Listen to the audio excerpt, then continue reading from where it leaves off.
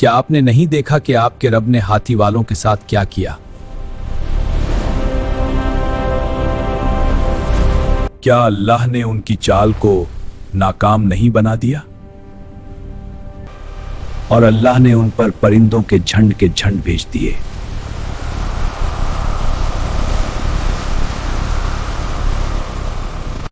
वो उन पर पकी हुई मिट्टी की कंकरियां बरसा रहे थे जो सीधा लश्कर पर जाकर लग रही थी।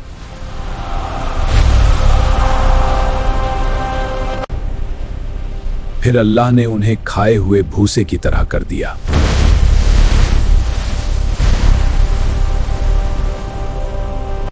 हमने देखा कि अल्लाह ने नन्हे परिंदों के जरिए हाथियों वाले ताकतवर लश्कर को शिकस्त दे दी। बेशक अल्लाह ही अपने घर का असल मुहाफिज है। मजीद वीडियोस के लिए सुकून कल्ब ऑफिशियल को सब्सक्राइब करें।